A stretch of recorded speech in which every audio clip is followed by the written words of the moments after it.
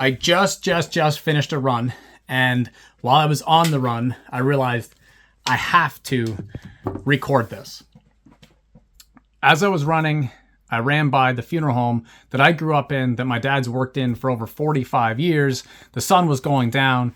Anybody who's ever been on a decently long run understands a little bit of the runner's high in terms of being lost in your thoughts a little bit, yet having so much clarity and freedom in your mind that it's kind of like you're floating, and these thoughts come in, and it's probably okay to usually let them float by like clouds and we'll never see from them again. But every now and again you have one, you're like, oh, I wish I could remember that somehow.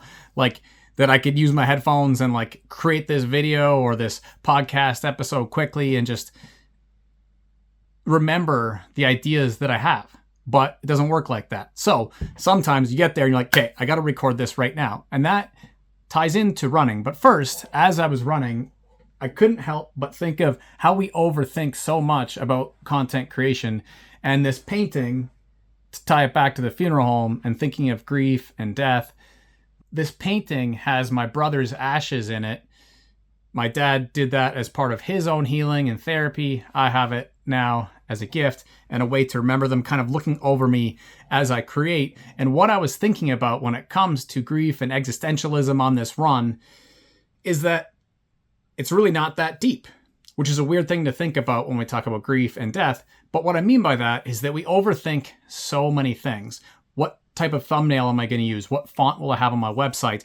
What if I try to sell something to someone and they say no? What if I create a podcast episode or launch a book and nobody listens or nobody buys it? And the reality of all of that is that we're going to die someday. This carpe diem sort of like mindset that we need to just seize the day, do our best, but at the end of it all,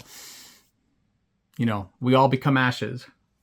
And the other part of this sort of like euphoric feeling that I was feeling of needing to create was maybe because I was listening to Zach Bryan, Billy Stay, and this concept that soon enough, we'll all be struggling with things. I think the line is in there is that if love were enough, you would stay forever, but maybe sometimes the end is better. Something to that effect. I don't know that the end is ever better. Thinking of my brother, all the people in the funeral home, but there is a truth to the fact that the end will come for all of us. Now, what the heck does this have to do with helping you in your creator business? Well, I got 2 emails today that also popped in my mind when I was running.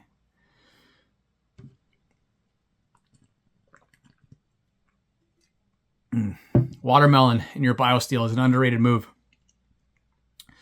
But 2 emails today, each with the number 20,000 in them.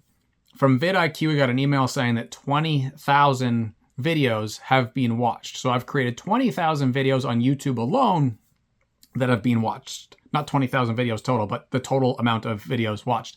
And then from Simplecast that I've had 20,000 unique listeners of my podcast. Now, in both of those cases, they might sound like huge numbers. And don't get me wrong, could you imagine me going and meeting 20,000 people to be like, thank you for watching something I made? It'd be incredible. I mean, 20 people would be incredible. But in terms of monetization, when you have a broad channel, a less niche thing like what I do, 20,000 can actually be a pretty small number when it comes to monetization, which is why I'm creating a whole bunch of episodes right now tied to exactly that, monetizing a creator business the right way, step by step, taking you through the process so that you can see the behind the scenes, what dominoes to knock over in what order, so that you can make money right from the beginning of your show, which is something that I definitely wish I did. Now, 20,000 though comes to mind when I think of the word momentum, because I hit this 20,000 mark on both of those things. My runs right now are going as well as they've ever been. My workouts are, relationships, my work, writing my book. All of these things are kind of clipping along, starting to build momentum, like pushing a ball up a hill. It's going to just end up rolling down. Believe it or not, my second online business was a membership called Momentum. I was trying things out to see how I could help other people establish this type of momentum for themselves, because I know that one word, momentum, is super key to success in basically life. How do you establish momentum when it comes to creating content? Business aside, but you want to write a book, you want to publish a podcast, you want to create a YouTube channel. The first thing that I would do is focus on what I learned from Gary Vee: document, don't create. Now, what I mean by that is don't stress about lighting or sound quality, the production and post too much, because that'll hold you up. I used to think that I had to create like Casey Neistat, where I had all the perfect things on my shot list that I wanted. And now sometimes I'm okay just doing this talking head stuff like this. And if it comes around where I have the resources, the bandwidth, the time and energy to be able to create more slow cinematic edits, that does excite me. I'll get back to it. But for now, I still want to be able to teach. So I need to just do this however I can. So documenting the process, just sharing what comes to mind, is the easiest way to do that. So step 1, document, don't create. Step 2 is do it for the data. Now, what I mean by that is this idea of being a science when it comes to your creativity. And when I think of this, I think of Jay Klaus's The Lab, his membership, where, from what I understand, I'm not inside of it, but they really focus on how can we understand and appreciate the science of being a content creator, the creator economy, and building successful businesses. What comes to mind for me is something that I just talked about the other day, actually, when someone asked me, are you not really into the sciences anymore? Because I have a minor in psychology, I did my university degree in a science-based field, and my first gut instinct was to say, no, I don't really do science anymore. But then I kind of paused, pumped the brakes, because I was like, building businesses, understanding and growing as a content creator is extremely science-based. Now, before the creatives get too mad, I want to explain that I kind of take the approach of doing like 3 or 4 science-based things for the audience, and then one super creative one for me. Maybe nobody listens, but I needed to get that off my heart. Similar to this painting over here, like I don't necessarily expect to make $1,000 from that painting, but I wanted to paint it. And then I'll do 3 things where maybe I look at what would make a really good title, what would make a good thumbnail, what would be a good list of bullet points to teach that would be most likely to be listened to. So do it for the data. Become a scientist. Come up with a problem you want to solve, like, hey, I want to create a business playlist to help people learn business and build in public while I'm creating my own. I think if I do that for a year or 6 months, that it will be a good measure of if creating in this style is good for me, but it'll also let me know if I'm good at teaching people. That's maybe your hypothesis, that by doing this, you'll grow your own content and you'll be able to serve people, which is fulfilling to you, which will probably give you energy. And then you go and you carry out this test. So you think like a scientist. I will write for 5 minutes. So what's the minimum viable habit? I will write for 5 minutes each day, or I will write for 5 hours each week for the course of 3 months. And every 2 weeks, I'll evaluate A, how it makes me feel, and B, the progress that I think I'm making, maybe C, how I would change things. So be willing to do this for the data. The third thing that connects to is the fact that we don't really get to control outcomes. I love using golf as an example for this. You have to pre-accept that maybe your shot won't work out because Mother Nature plays a big role in all of this. So does pure statistics and probability. And with that mindset, you can commit fully to a shot and it'll give it the best chance of working out in the best way possible. Someone who's talked about this a lot recently is Seth Godin, absolute incredible person in the creator economy. And he talks about it in the form of strategy, around the fact that we can make decisions, but decisions have no impact on outcomes necessarily. And so when you think of a good decision you made recently, go ahead, think of a good decision that you made, picture it in your mind. What is the decision that you made that was really good? Why was it really good? Did it have a good outcome?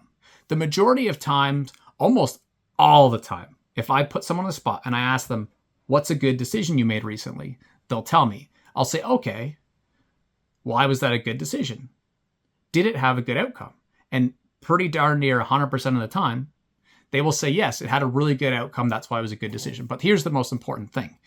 Outcomes are not necessarily attached to decisions. You can make a great decision that has a bad outcome. You can make a terrible decision like investing in some super high risk stock or crypto and have a good outcome like it goes to $1 million. But the outcomes and decisions are actually quite separate from each other. Now, the fourth thing is that you want to try and do this in as stress-free a way as possible. And I've been thinking about this a lot recently, again, tied to this idea of momentum. I'm on a run right now. I have like 10 minutes after my run before I go pick up my kids. And I'm like, oh, I'm going to shoot this video quickly because I feel like I have the energy to do so. If you rewind just a few months and certainly a couple years ago, even if I had 10 hours, I wouldn't have felt like I had the energy to do it. And that's because I was kind of burned out. That's a huge topic. It's a massive statement. And I don't want to go too into the nuances of being burned out. But what I mean by that is that when you are overthinking stuff, when you're worrying about things like outcomes, then you may not feel like you have enough time to do something. You hear this all the time in the world of working out. Back when I was a personal trainer, that was the main objection, right? Oh, I don't have time. It's like, well, we do have time. It's what are we choosing to use our time on? And one of the reasons I wasn't choosing to use my time to create content like this or to write my book or build my business was, for one, the fears of things not working out. So all of the dream blockers creeping in, right? What will people think? How will I be judged? Is this good or is this not good enough? Like, if you start being judgmental of the things you've made before or during your making them, then you're screwed. You will be completely in your own way. But once you get out of your own way and you realize that you can be efficient by actually working quicker, it actually gets a whole heck of a lot easier. And I think it gets easier when we come back around to this idea of it just being one big test. Test, test, test. Try something out. Someone says, oh, you should be on TikTok. It's like, great. Maybe I should, maybe I shouldn't. One of my greatest mentors, John Meese, is hardly, even not at all on social media. Neither is Seth Godin that I mentioned. Not on social media and building massive, massive creator brands. How's that possible? Well, for them, it doesn't really jive. For me, I do like being on socials, but similar to how their mindset is, I'm willing to create fairly quickly because I'm not too stressed about if something does or doesn't work out. I don't take too long to do it. And so in that way, it actually gives me energy to be able to talk to a camera or speak into a microphone. Whereas a lot of other people I know from hearing from them, it's extremely draining. So you've got to find out what is your approach. And the only way to do this is from testing, because there is no right way. There's no wrong way. All of this can work, but there is your way. And the only way you figure that out is by stepping out and trying things, getting some feedback in terms of your energy, in terms of the productivity, and just deciding if you want to do it or you want to drop it. And if you want to do it, keep going. If you don't, stop. So in other words, you're following signals. I posted a video yesterday at the end of my run on YouTube, and it was immediately the most watched video in, very long time. Thousands of people all of a sudden are watching it. I'm getting comments. I'm getting emails about it. I saw somebody in person and they brought up the video. And it was one of the most underproduced things I've done. It took me however long the video was, I think 1 minute and 23 seconds. And it was literally another thought that I had on a run that as soon as I was done, I was tempted to stop my run early, but I didn't. I pushed through. And as soon as I was done, I just turned the camera around and hit record. The way that video did may be part of the reason why I'm creating an episode like this, because I'm just following another signal. Some ideas I had that I know can serve, and I'm going to post them. Now, speaking of burnout and trying to make things stress-free, that was probably the wrong word to use. Again, another thing that you can really compare to running. Maybe the hook point of this episode needs to be something to do with everything you can learn about business you can learn from running, which is kind of funny because I hate running, but I do it because I find it valuable. And I'm maybe starting to like it a little bit. But the idea of stress. So with stress, you want to have an optimal amount. You don't want to be stress-free because that's where boredom, stagnation, and being way too still creeps in, and you just feel kind of useless.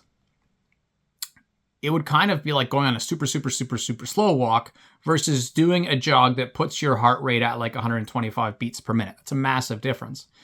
On the far end, if you go on a sprint of 190 beats per minute, your heart's going to explode. It just doesn't work. You can't sustain that. And so finding your optimal point of stress, and that's the big thing that helps us as creators. If you find that Goldilocks point of stress, so you're not creating too little. Like for me, if I look at a calendar, I'm like, holy shit, like I haven't done any writing in a month and I haven't posted a podcast episode. Like regardless of all the stressors in my life, death and illness and work and bills and different commitments and chores and the things that come up, my minimum viable habit has to be more than that. But then sometimes you get on overload and you're like, okay, I'm doing an episode of this a day. I'm doing an episode of this a day. I'm collaborating with this person, working on a partnership with this person, writing this book, writing that book. And it's just way too much. You can't even sleep. So you got to dial it back a little bit. Find your perfect amount of stress, and that'll help you build all this momentum that I'm talking about when it comes to the creator business.